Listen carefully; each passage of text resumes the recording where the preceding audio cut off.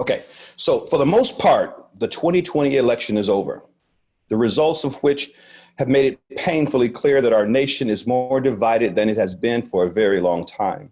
Undoubtedly, there are those who believe we have not been this ununited since the last Civil War. There have been hints that another civil conflict may be on the horizon. On the fringe, there have been voices that have called for the annihilation of all liberals, and other voices have called for the wiping out of all conservatives and Trump supporters. The conflict seems to only grow worse as the days go by. There's a clear breakdown of trust between presidents, preachers, politicians alike, and everyday citizens of this great union are at each other's throats with threats, accusations, and conspiracies. I don't know about you, but I often allow myself to conduct what I call enlightened thought experiments and work through what if scenarios, especially when I ponder on the future of humanity. My spouse called it daydreaming. Unsuspecting of the monumental emotional and intellectual work that goes into this process. Future is what we make of it, we've been told. But we certainly cannot deny the trends, those threads that connect us to others and to our individual and collective past. Some distant future events, large and small, are probably already lying in wait as the seeds, lingering in the ground to unfold when the right moment arrives or when the internal pressure reaches the critical mass. And speaking of seeds, we can look at our collective history and trace across the world the universal values of freedom, justice, and equality being subservient for most of the time to greed, power, and self-interest. And this nation is not an exception. Simply put, if this were not so, then we wouldn't be still talking about justice, freedom, and equality today. If this were not so, we wouldn't have Nazis and white supremacists marching in our cities and towns, and we wouldn't have peaceful citizens fatally shot by the police for minor infractions or no infractions at all at such alarming rates. Consider this thought experiment. Many of us have grown weary from all the warring and the conflict and the chaos. Maybe it's time for each side to wish the other well, cry a few tears, remember the good times we had together, and what unbelievable, unimaginable, mind-blowing, and heroic things we were able to achieve together. Things worthy of many songs, hymns, sermons, and novels, and then part our ways, respectfully, of course, and with many blessings, and with mutual visa-free entry requirements and free trade agreements. Maybe we ought to hug and promise to visit each other often, again, visa-free.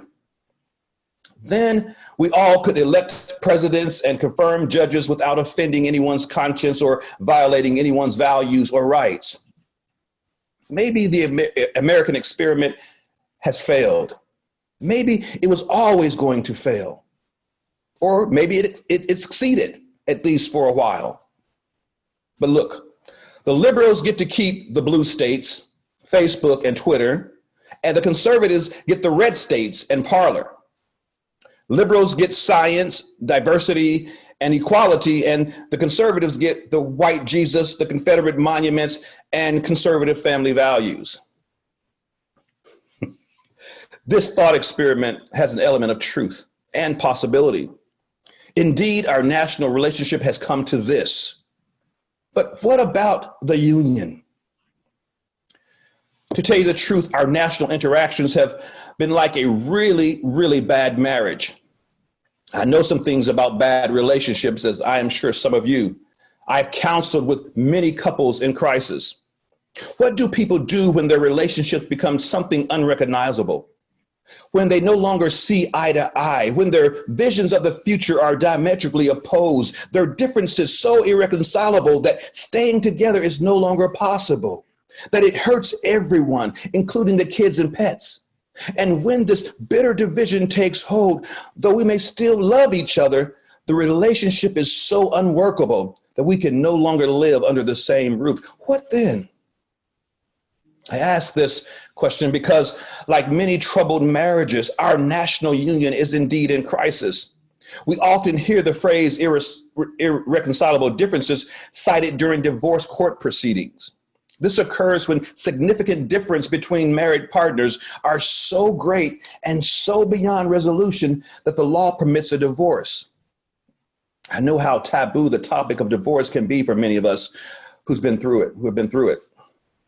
We literally had a war about it. You might say the Civil War, and some believe the Civil War is an example, albeit the court at that time refused to grant a divorce in a bid to save the Union. Now, let me make this clear. I am not advocating for civil unrest or any sort of violence or by any means, but I do believe a reckoning or some type of intervention is required if we are to be in some type of productive relationship with one another, or if we still value the union. Now, my tenure as a prepare and enrich facilitator has enabled me to work with all types of premarital and married couples. I've worked with many what we call harmonious couple types, both traditional and non-traditional. The couples who usually seek conference with me are often the conflicted or the devitalized couple types that are desperate for some sort of change, resolution, or even an end to their relationship. I have found that some of these couples' disagreements, while trivial in many instances, can be quite detrimental to the overall health of the relationship. I like to say the things that one partner winked at and laughed at in the beginning of the relationship are often the same things that are now driving them crazy and a source of conflict. And there are instances where I have wondered if some of them were more concerned about being right than they were about being in a relationship. Now, there's much information out there concerning why it is that people seek separation and ultimately divorce. In a survey conducted by Lisa L. Payne et al., communication problems came out on top as the number one reason marriages fail. And here are some other reasons for why people seek divorce: lack of individual identity, not having a shared vision of success, the intimacy disappears, unmet expectations, finances, different priorities and interests, and finally, inability to resolve conflicts. There are several areas that stand out for me, namely, not having a shared vision of success, the inability to resolve conflicts, and of course, the lack of effective communication. All of them can be applied to our national union in some way or another. Just consider our finances, for instance. With a nearly $27 trillion deficit, one might say we are living on credit cards and we are in deep marital trouble. When couples come to see me, I start out by asking them the reasons they want counseling. I then ask the question, what do you each want for yourselves? And then what do you want for the relationship? You see, I perceive that most conventional two-person relationships actually contain three parts: the two individual partners, and then the relationship itself as the third dependent entity with its own specific needs and wants. Individually, we all have wants, needs, and hopes for our lives. Then there's the shared vision we have for a successful marriage. It does take a shared vision of the marital relationship in order for it to work well. The relationship contains common ideals from both parties, and it is a place where trust and compromise and forgiveness are the necessary components for success. What is it that people want for themselves, and what do they want for the union? I work with people across the wide political and ideological spectrums, and what I've discovered is that most people on the left and on the right primarily want the same things. I'm sure that most of you would agree. We all want happiness, a long and fulfilling life, financial stability, peace, security for ourselves, and health and prosperity for our loved ones. At some point during our time together, I may ask the couple to recall their vows. I bring them back to that particular founding document, because it is their guiding covenant, the vision they have for the marriage itself. Like the vows of a marriage covenant, our national union is enshrined in our founding documents, the Constitution, the Bill of Rights, the Declaration of Independence, etc. This is how we are to ground and continue to build our shared vision for our nation. If there are those who would rather seek to deny us the same rights they extend to themselves, they are, in essence, being unfaithful to their vows, and we must call them back to covenant. If they are willing to walk in covenant, or better, walk in constitution with us, then if they are not willing to walk in covenant or walk in constitution with us, then we have differences that cannot be reconciled. What shall we do then? During President-elect Joe Biden's election victory speech, he talked about being in the struggle for and restoring the soul of this nation. He went on to say, quoting Abraham Lincoln, "Our nation is shaped by the constant battle between our better angels and our darkest impulses. It is time for our better angels to prevail." Of course, we have also heard this saying from the political and religious right, that they too are in the fight for the soul of the nation. Pulitzer Prize winning author John Meacham addressed the Democratic National Convention this past August saying, quote, "America is a mix of light and shadow. Seneca Falls and Selma and Stonewall dwell in the American soul, but so do the impulses that have given us slavery, segregation, and systemic discrimination," end quote. In his article for the Atlantic entitled "A Battle Between the Two Souls of America," Ibram X. Kendi purports, quote, "The battle for the soul of America is actually the battle between the souls of America, two separate but connected souls." He further says, quote, "Biden and Meacham both speak crucially about the battle, the two-ness, the TWONESS, two-ness. But what if the two-ness dwells in the nation, not in a single national soul? Opposing forces have been battling in the nation since its founding." Kendi further states, quote, remixing W.E.B. Du Bois' double consciousness, he says, "America ever feels this two-ness, justice, injustice, two souls, two thoughts, two unreconciled strivings, two warring ideas in one body politic, whose dogged strength alone keeps it from being torn asunder," end quote. I must be honest with you. My strength lately has been sorely tested. I found it difficult to learn that over 70 million people voted for either opposing candidate. I was so personally distraught that I thought seriously about leaving the country altogether, as this is not the country that I had imagined it to be. I felt betrayed. I felt despair. I thought about the America that was taught to me as a child, with its ideals and promises. And now I see a different America, perhaps as it is and always have been. Nevertheless, as I pondered, I realized that I still have hope for our union.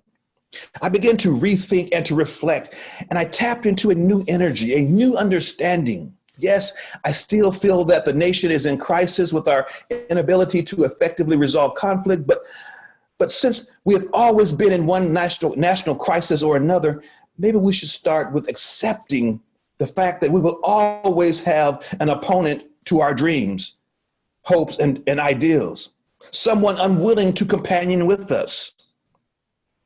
I have come to accept the fact that there will always be those who will fight against the union that our national founders envisioned, and the kind of union that Dr. King dreamt of.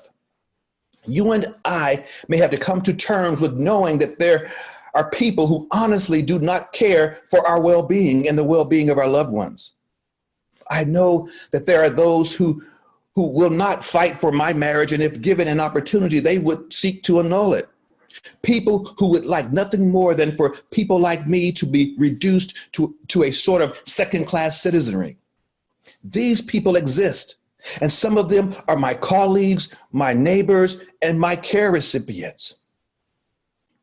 If some of you are wondering how to effectively communicate or to be in relationship with these type of people, or any person on the political or religious opposite who think like this, just know we have a choice in the level of our engagement first. While we may not agree with many of them, we know that those on the left and on the right are not monoliths. There will always be someone, even in their camps, who are willing to come to the middle, to work together. I know that it may seem difficult to imagine right now, but there are those on either side who may still have value, who may still hold value for our voices and input. And yes, while we should continue to try to remain in dialogue around the aspirations and the ideals that we share in common, there will always be those who do not wish us well. And since we know that, we are not required to submit to their ideology, their worldview, or even to entertain it. We can and we should rather resist anyone and anything that denies us the essential right to life and being. For the sake of the union, we don't have to be in relationship with someone who denies us our full humanity and right to life, liberty, and the pursuit of happiness. Some things are negotiable and some things are not. In a candid interview for the radio show host Signal Boost, Representative Ayanna Pressley had strong words for even her Democratic colleagues, urging them to address sexism and racism within their ranks and not to sacrifice equality as the party calls for unity. She says, unity at the expense of my equality and my freedom and my existence and my safety is not an option, because we have sacrificed and shelved and moderated and whispered in the name of unity for a very long time, end quote. We are not likely to change people's views as they are not likely to alter ours. But we can mind the same things without having the same mind. And I'll repeat that, we can mind the same things without having the same mind. Harmony doesn't require that we get along in order to go along. When couples divorce, it doesn't mean that they're out of each other's lives completely, because they may still have a shared dependent responsibility like children. Or in our case, it would be our union. There always have been individuals in government who have been unfaithful toward the cause of democracy and the Constitution. But just because my partner breaks the vow, it doesn't mean I have to give up on my responsibilities toward the union as well. I can be faithful in keeping my part of the vow even when my partner walks away. It's been said that an eye for an eye may leave the whole world blind. Perhaps it doesn't take for all of us to be enlightened, kind, and caring humans to keep this world turning, but just enough of us. Perhaps it takes just enough of the fair and compassionate folks in the world to keep it going. But because it is the integrity that is at the foundation of all inspiring feats, our greatest accomplishments, and our most authentic interactions as a species. It is the kindness to one another and to our collective future that holds it all together. If you will, maybe it's the love for our neighbors and enemies alike, an old concept we've been struggling and grappling with for millennia now. But our next evolutionary jump in consciousness is upon us. And our literal survival depends on our ability to meet the new challenges while seeking to live in harmony with one another and this planet. And yes, that is a challenge. But in conclusion, I'd like to invite you to conduct a thought experiment or a series of experiments. Do this in the coming weeks or months. Ask yourself, what is it going to take for this country, this world, to live to its highest potential and ideals? And then practice those things. May it be so. Amen.